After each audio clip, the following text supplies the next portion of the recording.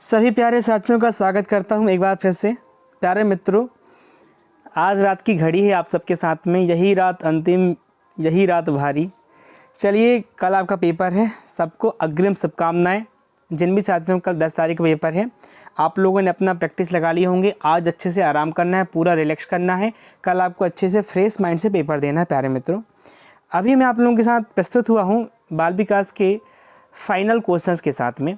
अभी ऐसे क्वेश्चन रहेंगे प्यारे मित्रों जो आपके न पेपर में एज इट इज़ देखने को मिलेंगे, देख लेना आप लोग, है ना। तो चलिए आपके साथ शुरू करूंगा। आज का जो सेशन रहेगा थोड़ा लंबा रह सकता है, पर हम इस सेशन में फटाफट प्रश्न पढ़ेंगे, फटाफट आंसर करेंगे, ठीक है ना। चलिए, कुछ क्वेश्चंस में थोड़ा बहुत आपको मैं उसका व्याख्यान भी देते जाऊँगा, तो आप लोग नोट कर लेना। नोट करने का टाइम नहीं है वैसे, पर आप अपने दिमाग में बिठा लेना। मैंने सोचा कि पेपर से एक दिन पहले आप लोगों के लिए बाल विकास का भी एक सुपर सेशन ले लिया जाए। चलिए शुरुआत करूंगा पहले प्रश्न के साथ में। ऑप्शंस भी हैं और उनके आंसर भी हैं। निम्नलिखित में से किस अवस्था में बच्चे अपने समवयस्क समूह के सक्रिय सदस्य हो जाते हैं? समवयस्क समूह मतलब अपने उम्र के सक्रिय सदस्य हो जाते हैं। ध्यान रखेंगे प्यारे मित्रों, इसका उत्तर किशोर अवस्था है। एज इट इज प्रश्न पूछेगा आप लोगों से। किशोर अवस्था की आयु आप सबको पता है, कमेंट बॉक्स में बता दीजिए फट से।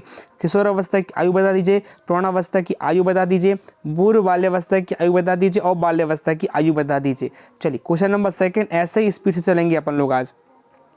निम्नलिखित में से कौन सा सूक्ष्म गति कौशल का उदाहरण होता है? फाइन मोटर स्किल कहलाता है। लिखना, चढ़ना, फुदकना, दौड़ना। बिल्कुल ध्यान रखना आप लोग, लिखना होता है। लिखना का क्रिया जो होती है सूक्ष्म गति कौशल कहलाती है। और एक और होता है, सूक्ष्म के साथ साथ स्थूल गति कौशल होता है। स्थूल गति कौशल होता है। आप लोग मुझे कमेंट बॉक्स में बताएंगे स्थूल गति कौशल के अंदर कौन कौन से उदाहरण आते हैं। मैं आप लोगों को एक उदाहरण बता देता हूँ। साइकिल चलाना, साइकिल चलाना, साइकिल चलाना और दौड़ना, ये क्या है? आपके स्थूल गति कौशल होते हैं। सूक्ष्म गति कौशल को उदाहरण बता दिए मैंने। आप लोग खुद से भी 2-4 उदाहरण मुझे कमेंट बॉक्स में बताएंगे। एंड तक बने रहना है। मैं आप लोगों के साथ आज ऐसे प्रश्न करा रहा हूँ ना, एज इट इज प्रश्न आपके पेपर में फंसेंगे, तो शेयर भी करना है।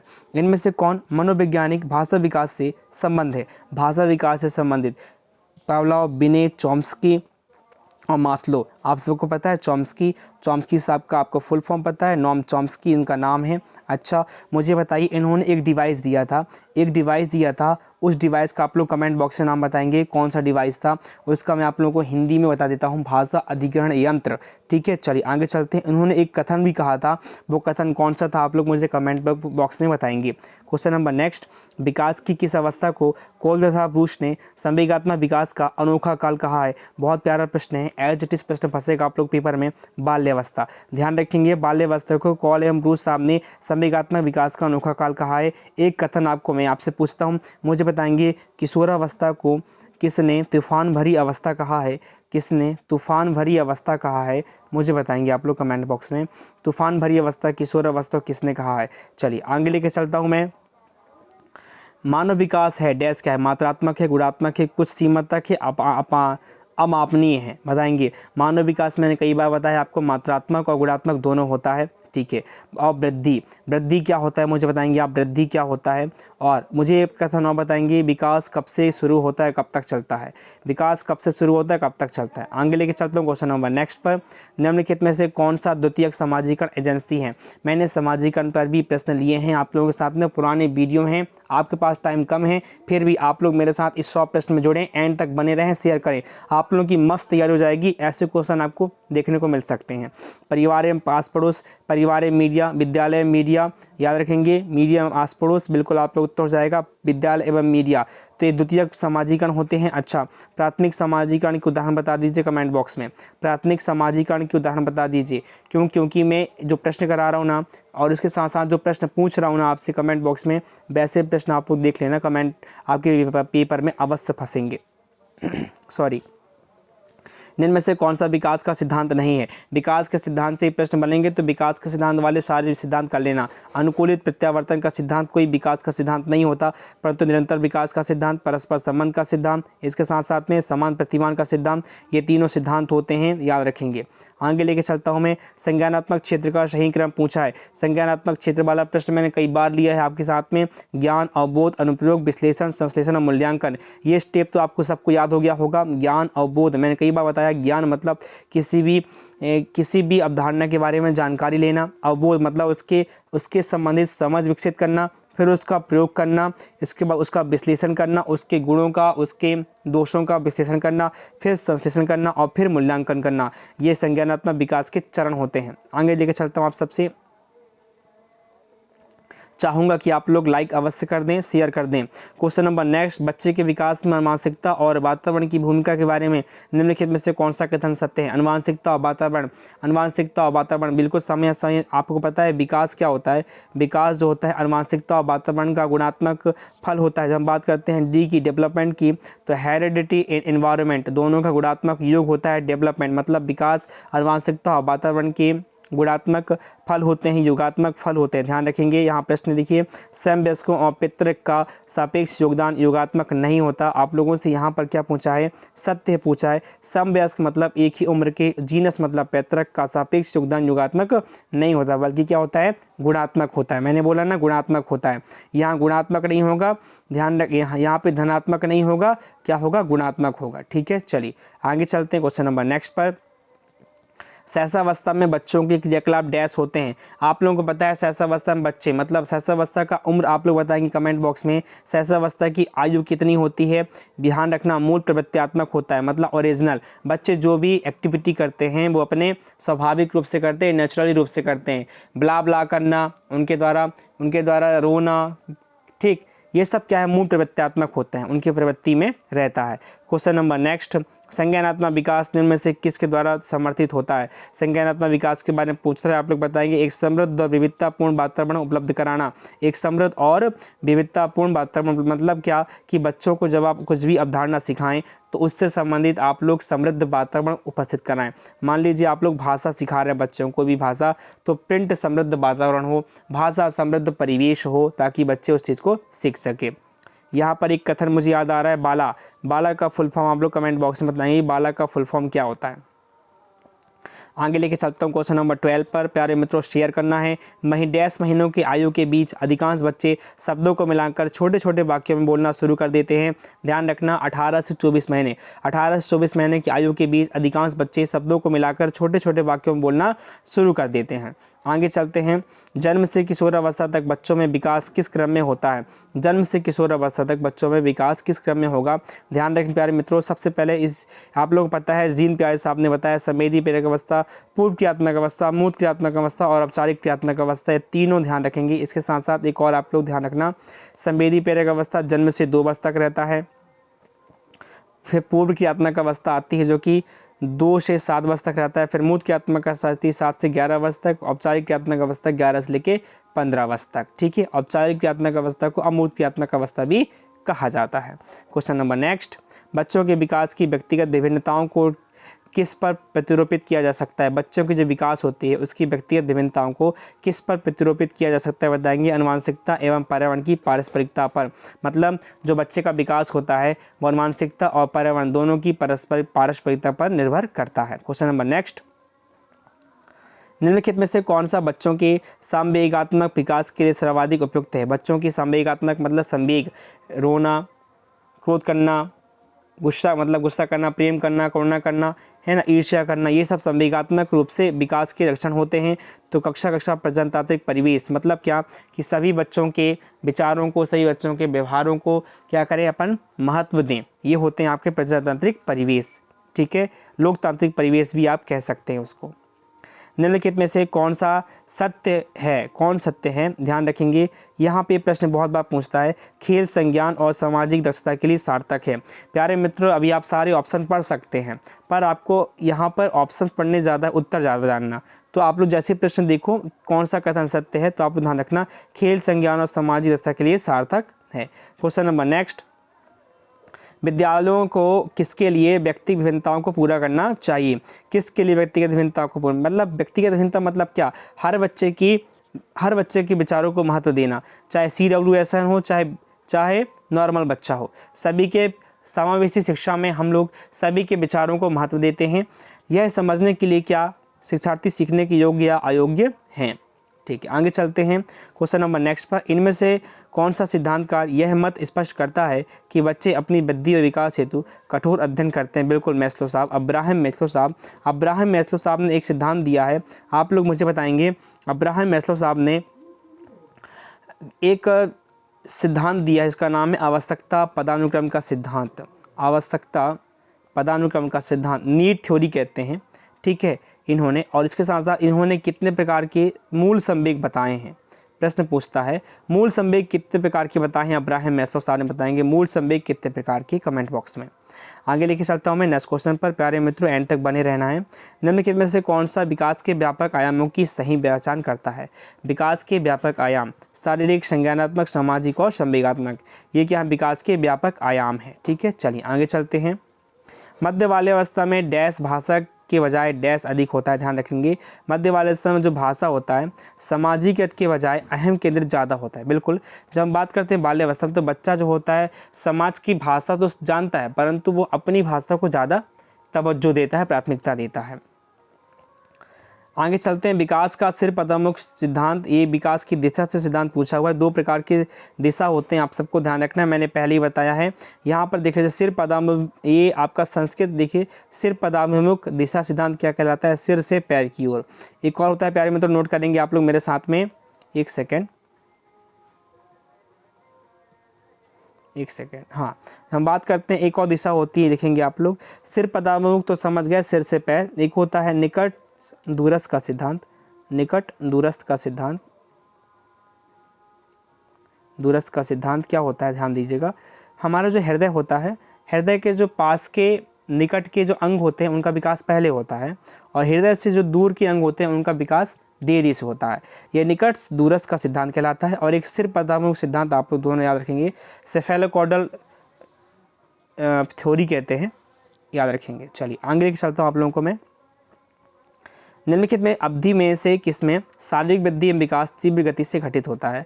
शारीरिक वृद्धि एवं विकास तीव्र गति से घटित, बिल्कुल ध्यान रखना। सबसे ज़्यादा शारीरिक वृद्धि या फिर मानसिक वृद्धि शैशवावस्था में, प्रारंभिक बाल्यावस्था में होती है। आप लोगों ने खुद देखा होगा, आपके आसपास जो छोटे छोटे बच्चे होते हैं वो कितनी तेज़ गति से आगे बढ़ते हैं, वृद्धि करते हैं, विकास करते हैं। फिर ध्यान रखिएगा, बाल्यावस्था में या की अवस्था, बाल्यावस्था में आके ये क्या हो जाती है? धीमी हो जाती है, ठीक है। बाल्यावस्था में धीमी हो जाती है, इवन कहें अपन तो बिल्कुल रुक ही जाती है। और फिर किशोरावस्था में फिर ये तीव्र गति हो जाती है। आप लोग खुद देखे होंगे 6 से 12 वर्ष की आयु तक बच्चा की गति मतलब वृद्धि जो होती है, विकास होता है, वो स्लो हो जाता है, और वहीं पर किशोरावस्था में आके वो तीव्र हो जाता है, ये याद रखेंगे। क्वेश्चन नंबर नेक्स्ट, एक बच्चा अपनी मातृभाषा सीख रहा है पर दूसरा बच्चा वही भाषा द्वितीय भाषा के रूप में सीख रहा है, दोनों निम्नलिखित में से कौन सी समान प्रकार त्रुटि कर सकती है? ये बात प्रश्न मैंने कई बार लिया है, ध्यान रखना है। सामान्यीकरण का प्यारे मित्रों क्या विकास, विकासात्मक, ये विकासात्मक अपन लोग सामान्यीकरण भी यहाँ पे विकास, पिछले प्रश्न में मैंने सामान्यीकरण कराया था, यहाँ विकासात्मक। एक मिनट, ये क्वेश्चन थोड़ा आप लोग ध्यान देना, इसको क्लियर कर लेना, मैं इसको क्लियर करके कमेंट बॉक्स में बता दूंगा आपको। इस पर क्लियर नहीं, पिछले क्वेश्चन में मैंने आप लोगों को सामान्यीकरण बताया था, यहाँ पे विकासात्मक हो गया है, इसको अपन क्लियर कर लेंगे, ठीक है। चलिए आगे लेके चलता हूँ मैं। आर्जव तक देता है कि भाषा विकास व्यक्ति की नैसर्गिक प्रवृत्ति से प्रभावित होता है, जबकि सोनाली महसूस करती है कि यह परिवेश से प्रभावित होता है। आर्जव और सोनाली के बीच यह चर्चा किस विषय में? देखिए, जब हम बात करते हैं कि भाषा विकास व्यक्ति की नैसर्गिक प्रवृत्ति मतलब नेचुरल प्रवृत्ति से प्रभावित होता है, जबकि सोनाली महसूस करती है कि परिवेश से, मतलब ध्यान दीजिएगा, नैसर्गिक मतलब प्रकृति, नैसर्गिक मतलब प्रकृति, और यहीं पे महसूस करती है परिवेश मतलब वातावरण, प्रकृति और वातावरण, प्रकृति और वातावरण। आर्जव और सोनाली की भी चर्चा किस विषय पर? ये एक मुद्दा है, यह क्या है? वाद विवाद है। किस पर है मालूम है आपको? प्रकृति और पालन पोषण वाद विवाद। अब पालन पोषण कहाँ होता है? परिवेश पर। तो natural and nurture debate, natural and nurture debate से प्रश्न पूछा हुआ है। आगे चलता हूँ लेके, कोई भी नाराज हो सकता है, यह एहसान है, परंतु एक सही व्यक्ति के ऊपर सही मात्रा में, सही समय पर, सही उद्देश्य के लिए तथा सही तरीके से नाराज होना आसान नहीं है। यह संबंधित है संवेगात्मक विकास से। देखिए यहाँ पर निराश होने वाली बात हो रही है, मतलब आपके संवेगों की बात हो रही है, क्रोध की बात हो रही है, तो ये संवेगात्मक विकास से संबंधित है। आगे लेके चलता हूँ क्वेश्चन नंबर नेक्स्ट पर, एंड तक बने रहना है। भाषा विकास के लिए सबसे संवेदनशील समय निम्नलिखित में से कौन सा होता है? भाषा विकास देखिए किसी प्रकार का विकास हो, आपको ध्यान रखना है शैशवावस्था हमेशा।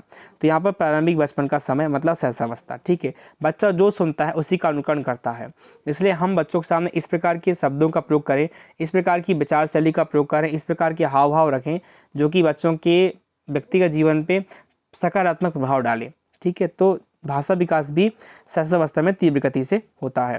क्वेश्चन नंबर नेक्स्ट, 14 वर्षीय अंजना अपने आप से पृथक स्वनियंत्रित व्यक्ति की भावना को विकसित करने का प्रयास कर रही है, वह विकसित कर देखिए।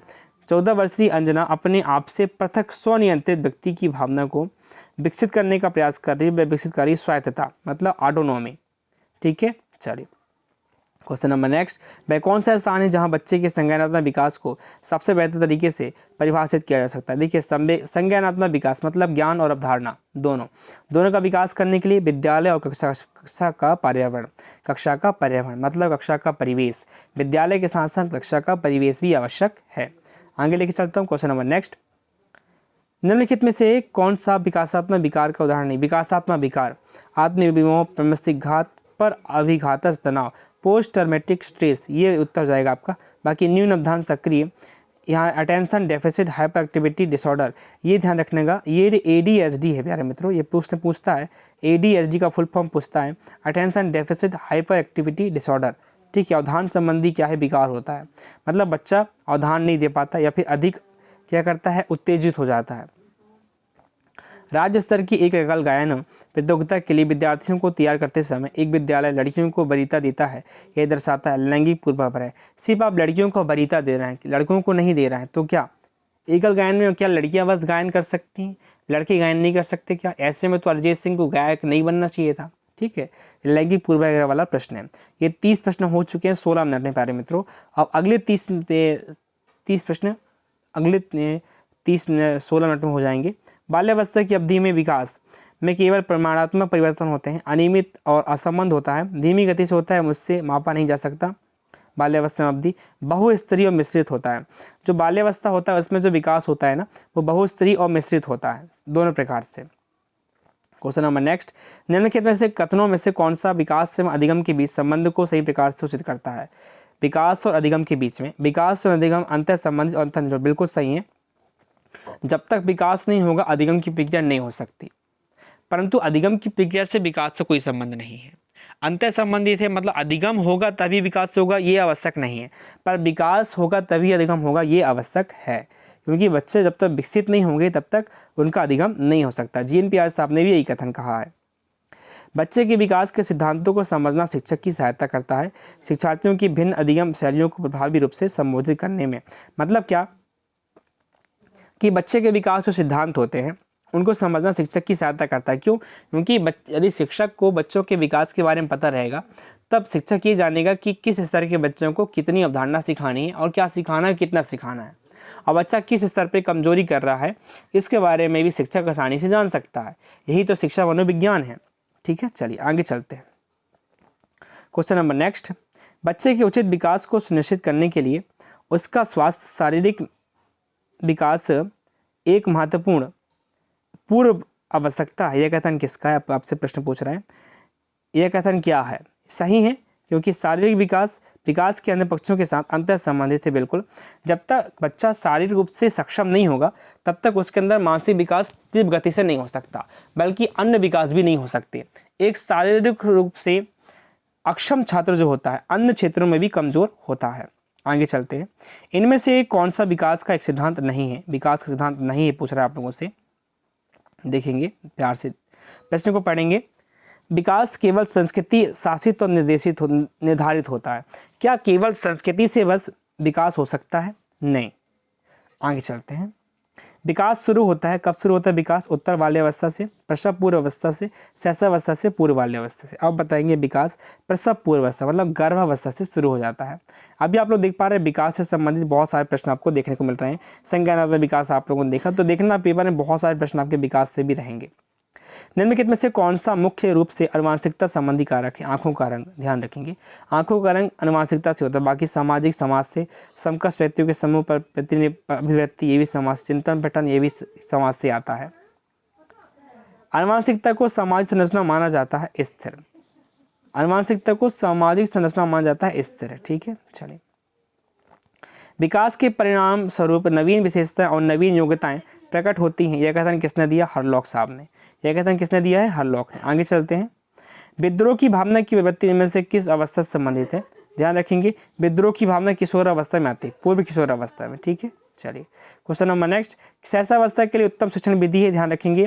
शैशवावस्था में मॉन्टेसरी विधि, खेल विधि, किंडरगार्टन विधि, ये सभी तीनों विधियां शैशवावस्था में प्रयोग की जाती हैं, ये सभी ध्यान रखेंगे। खेल विधि किसने दिया आप मुझे बताएंगे? मॉन्टेसरी विधि किसने दिया? किंडरगार्टन विधि किसने दिया? कमेंट बॉक्स में आप लोग मुझे बताएंगे। संवेगात्मक विकास को प्रभावित करने वाले कारक हैं कौन कौन से? संवेगात्मक विकास को शारीरिक स्वास्थ्य भी प्रभावित करता है, मानसिक योग्यता प्रभावित करता है, थकान भी प्रभावित करता है, ये सभी प्रभावित करते हैं। Question number next. भाषा विकास का सिद्धांत नहीं है। भाषा विकास सिद्धांत क्या नहीं है? अनुबंध का सिद्धांत, अनुकरण का सिद्धांत, अतिरिक्त शक्ति का सिद्धांत, भाषा विकास का सिद्धांत नहीं है। आगे चलता हूँ मैं। निम्न में से कौन शारीरिक विकास का एक प्रमुख नियम है? शारीरिक विकास का एक प्रमुख नियम द्रुतगामी विकास का नियम, मतलब लगातार चलने वाला। ठीक है, लॉ ऑफ रैपिड डेवलपमेंट। माँ बाप के साय से बाहर निकल अपने साथी बालकों की संगत को पसंद करना संबंधित है। बच्चा कब अपने माँ बाप के साय से निकल जाता है? बाल्यावस्था से, उत्तर बाल्यावस्था से।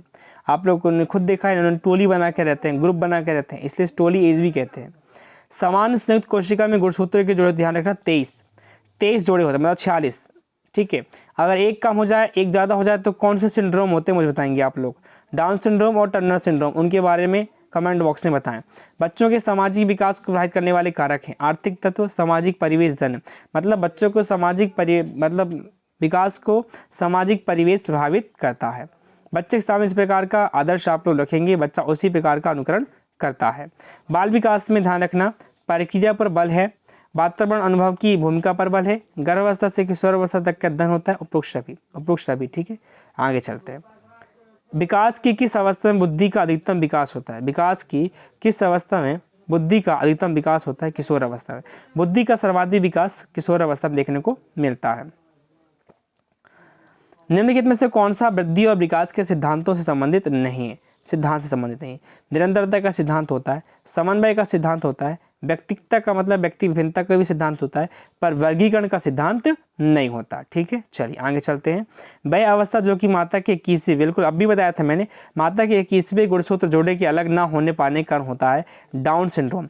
यदि अलग नहीं हो पाया ना, 21वां डाउन हो मतलब नीचे हो गया, ठीक है, कम हो गया, तो ध्यान रखेंगे डाउन सिंड्रोम। 21वें गुणसूत्र जोड़े के अलग ना होने के कारण, अब यहाँ पे ध्यान रखना डाउन सिंड्रोम जो होता है ये माता के 21वें गुणसूत्र के कारण होता है, ये भी आपको ध्यान रखना है।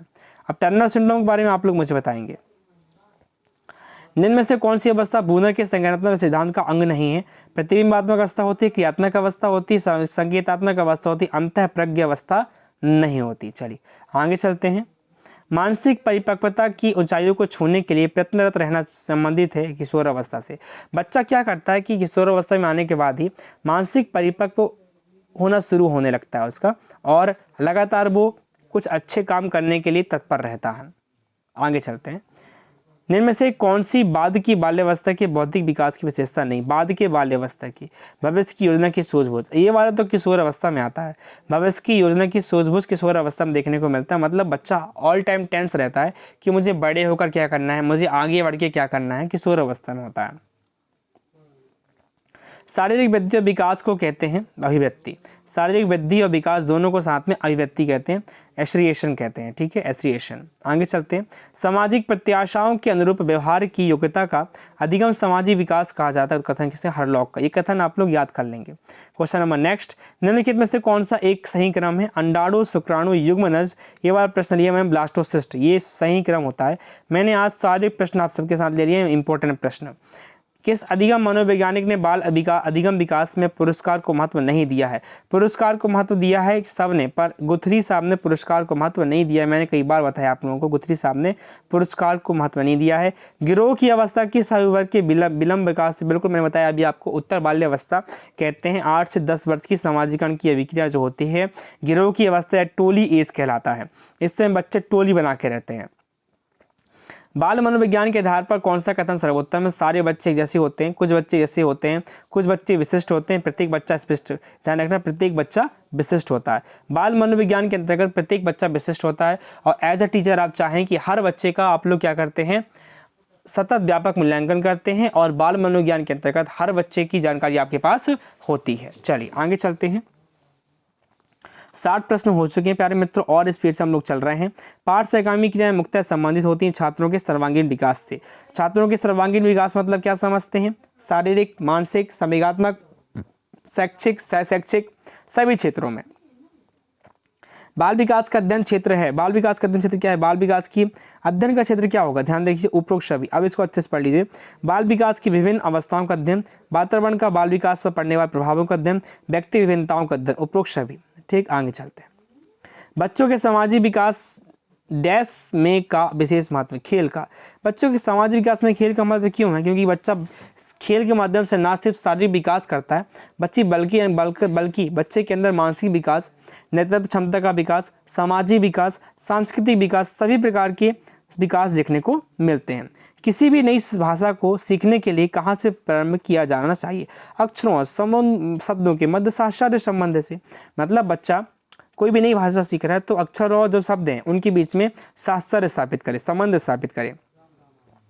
क्वेश्चन नंबर नेक्स्ट, विकासात्मक मनोविज्ञान के जीवन का अध्ययन किया जाता है जन्म से। विकासात्मक मनोविज्ञान जीवन का अध्ययन जन्म से हो, गर्भकाल से नहीं, जन्म से रहेगा। ठीक है, चलिए आगे चलते हैं। मास्टर ग्रंथि के नाम से जाना जाता है, आप सबको पता है पीयूष ग्रंथि को मास्टर ग्रंथि के नाम से जाना जाता है। आगे चलते हैं। समान बुद्धि बालक प्राय किस अवस्था में बोलना सीख जाते हैं? समान बुद्धि वाले बालक किस अवस्था में? 34 माह में। 34 माह मतलब कितना? 12 दूनी 24 मतलब आपके 2 साल समान बुद्धि वाले, 2 साल और आपका साथ साथ में 12 दूनी 24 हो गया और 10 साल और मतलब 2 साल 10 महीने में समान बुद्धि वाले बालक। एक बच्चे की बुद्धि और विकास के अध्ययन की सर्वाधिक अच्छी विधि कौन सी है? विकासात्मक विधि, विकासी विधि अच्छी विधि होगी। आगे चलते हैं। एक वह अवस्था जब बालक अपने अभिभावकों के साथ कम आनंदित होता है, संबंधित होता है, मतलब कौन सी अवस्था है? सामाजिक विकास से संबंधित अवस्था, सोशल डेवलपमेंट से संबंधित है, ध्यान रखेंगे। बाल्यावस्था में सामाजिक विकास के रूप में मुख्य है बालक व बालिकाओं में एक साथ मिलकर रहने की प्रवृत्ति। बाल्यावस्था में सामाजिक विकास मतलब बालक और बालिका साथ में रहते हैं बाल्यावस्था में। जैसी किशोरावस्था होती है वो अलग अलग हो जाते हैं। बच्चे के विकास के सिद्धांतों को समझना शिक्षक की सहायता करता है। भाई शिक्षक क्यों चाहता है बाल मनोविज्ञान को पढ़ना, बाल विकास को पढ़ना? ताकि वो हर बच्चे के स्तर को जान सके और उनके ज्ञान के न सिर्फ ज्ञान के स्तर बल्कि उनके हर स्तर को समझ सके। शिक्षार्थियों की भिन्न अधिगम शैलियों को प्रभावी रूप से संबोधित करने में और अपने शिक्षण विधियों को भी उनके अनुरूप बदलने के लिए। चलिए आगे चलते हैं।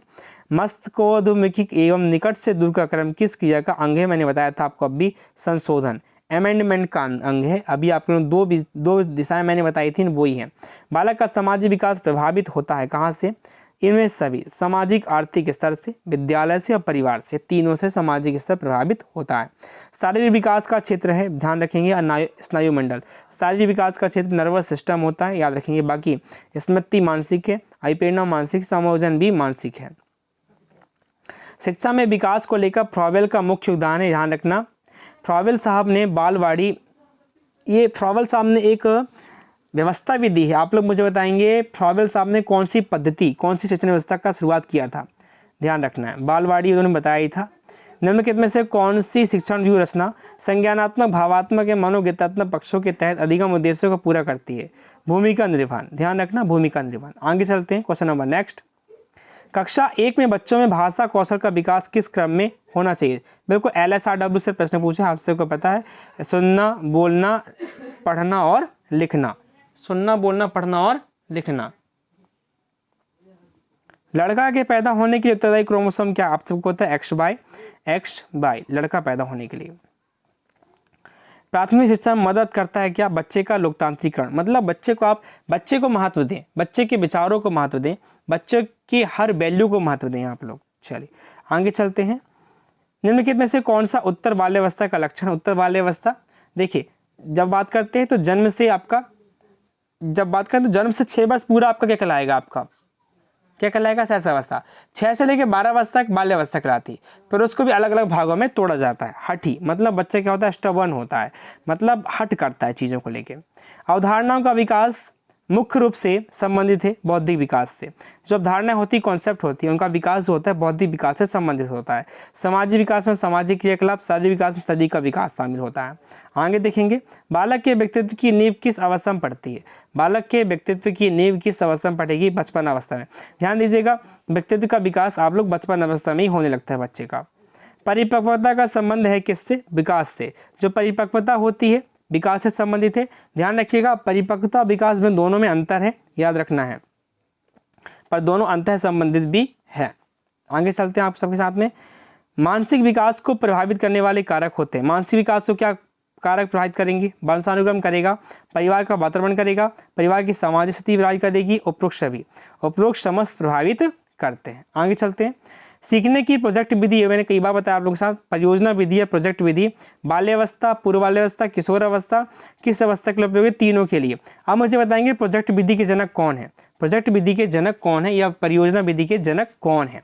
क्वेश्चन नंबर नेक्स्ट, निम्नलिखित में से कौन सा कथन सही है? ध्यान रखना, परिपक्वता में अभ्यास का महत्व होता है। परिपक्वन एक शारीरिक क्रिया है, परिपक्वन एक शारीरिक क्रिया, ध्यान रखना, जो कि एक समय के बाद खत्म हो जाती है।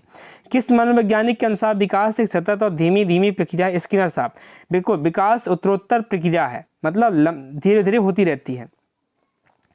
शिक्षा मनोविज्ञान अधिक बल देता है किस पर? छात्र केंद्रित शिक्षा पर, बिल्कुल सही है। शिक्षक केंद्रित शिक्षा पर, पाठचर्या केंद्रित शिक्षा पर नहीं, विद्यालय केंद्रित शिक्षा पर नहीं, शिक्षक केंद्रित शिक्षा पर बल देती है शिक्षा मनोविज्ञान। निम्नलिखित में से कौन बालक में नैतिक मूल्यों के विकास में महत्वपूर्ण भूमिका निभाता है?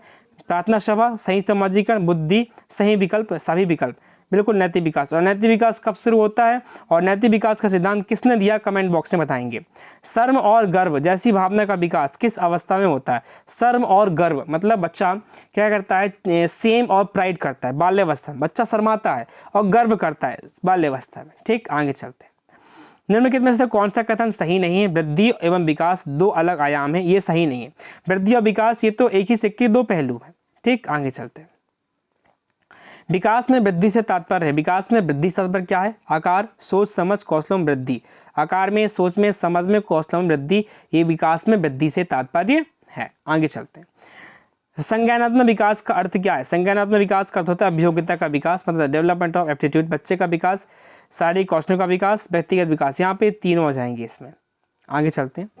निम्नलिखित में से कौन सा कथन है, कौन सा आयाम मानसिक विकास के तहत आता है? मानसिक विकास के तहत भाषा आती है, आकार, अनुराग, ईमानदारी, ये सब क्या है आपके शारीरिक विकास के अंतर्गत आएंगे, पर भाषा मानसिक विकास के अंतर्गत आता है, लैंग्वेज। ठीक, आगे चलते हैं। वृद्धि व विकास का मुख्य सिद्धांत है व्यक्तिक अंतर का सिद्धांत, तत्परता का नियम, एकता का नियम, इनमें से सभी तत्परता का नियम, एकता का नियम थार्नडाइक द्वारा दिए गए ये नियम है। बाकी व्यक्तिक अंतर का सिद्धांत ये वृद्धि एवं विकास का मुख्य सिद्धांत है। हर बच्चा अपने आप में अलग होता है। मानव व्यक्तित्व परिणाम है किसका? अनुवांशिकता और वातावरण की अंतर क्रिया का। बिल्कुल, मानव व्यक्तित्व मतलब जो मुखौटा होता है, पर्सनालिटी जो होती है। प्यारे मित्रों ध्यान रखना, अनुवांशिकता का तो प्रभाव पड़ता है, पर अनुवांशिकता से ज़्यादा वातावरण का प्रभाव पड़ता है। जिस प्रकार का बच्चा दिखता है उसी प्रकार का अनुकरण करता है। सत्य कथन छांटने आप लोगों को, यहाँ देखिए उपरोक्त सही हो जाएंगे। अभी बता देता हूँ आप लोगों को, विकास अपेक्षाकृत अभिवृद्धि होने तक सीमित नहीं रहता, अपितु ऐसे प्रगतिशील परिवर्तनों में निहित हैं जो परिपक्वता के लक्ष्य की ओर व्यवस्थित रूप से उन्मुख होते हैं। इसके साथ साथ विकास का अभिप्राय परिपक्वता तथा कालप्रक सुधार की वह प्रक्रिया है जो संरचना एवं स्वरूप में हो रहे गुणात्मक तथा परिमाणात्मक परिवर्तनों की विशिष्ट घोतक है। व्यक्तित्व के विकास का प्रारंभ जन्म के समय से ही होता है और वह तब तक चलता रहता है जब तक व्यक्ति पूर्णता को प्राप्त नहीं करे। बिल्कुल उपरोक्त सभी आपके उत्तर हो जाएंगे। क्वेश्चन नंबर नेक्स्ट, विकास अभिवृद्धि के संप्रदाय की अपेक्षा अधिक व्यापक है। इसका अवलोकन, मूल्यांकन और कुछ सीमा तक तीनों रूप में शरीर रचनात्मक शारीरिक क्रिया, विज्ञानात्मक एवं व्यवहारात्मक मापनात्मक क्रिया कहलाता है। गैसेल साहब का एक कथन है। आगे चलते हैं। शैशवावस्था लिखने का आदर्श काल है। बैलेंटाइन लिखा है कि शैशवावस्था सीखने का आदर्श काल है, मतलब बच्चा जो भी सीखता है शैशवावस्था में अच्छे से सीखता है। अब 100 प्रश्न नंबर आप देख पा रहे हैं। प्राक-शाला अवस्था किस अवस्था को कहते हैं? ध्यान, पूर्व बाल्यावस्था, मतलब प्राथमिक शाला। बच्चा शाला में कब प्रवेश करता है? पूर्व बाल्यावस्था में प्रवेश करता है, 6 साल की अवस्था में। खिलौने की आयु किसको कहते हैं? बिल्कुल ध्यान रखना प्यारे मित्रों, खिलौने तो बताया मैंने आप लोग, खिलौने की आयु होती है शैशवावस्था। बच्चा खिलौने की आयु होती है शैशवावस्था। जन्म नवजात शिशु के गाल छूने पर वह अपने सर को छूने वाला दिशा में घूमता है, इस क्रिया को किस नाम? रूटिंग, ये प्रश्न पूछता है। अब आप लोग मुझे वेविन्स्की वेबकिन ग्रहण क्या होता है बताएं कमेंट बॉक्स में। वंशानुक्रम से संबंधित नियम है, ध्यान रखना। बीज कोष की निरंतरता का नियम, गाल्टन का जीवन सांख्यिकी नियम, अर्जित गुणों में संक्रमण का नियम, ये उपरोक्त सभी, ये नियम हम मेंस में अच्छे से कर लेंगे। क्वेश्चन नंबर नेक्स्ट, उपार्जित गुणों की वंशानुगति के स्थानांतरण का सिद्धांत किसने दिया? लेमार्क ने। लेमार्क आपका उपार्जित गुणों का नियम है। क्वेश्चन नंबर 105 सेकेंड लास्ट प्रश्न है आप सबका। 100 से मैंने आज 106 प्रश्न लिए हैं आप सबके साथ में। निम्न में से मेंडल द्वारा प्रतिपादित वंश का नियम नहीं है। आप लोगों के लिए कमेंट बॉक्स में होमवर्क है, ठीक है, ये वाला उत्तर आप लोग कर लेंगे। तो प्यारे मित्रों, ये थे आज के 106 प्रश्न। शेयर करना है, सुपर फास्ट तरीके से मैंने कराए हैं। आप लोगों को बेस्ट ऑफ लक। कल पेपर देने के बाद मुझे आप लोग प्रश्न सेंड कर देना टेलीग्राम चैनल पर, ताकि मैं आप लोगों का एनालिसिस करा दूं। मिलता हूं नेक्स्ट वीडियो में। Thank you so much.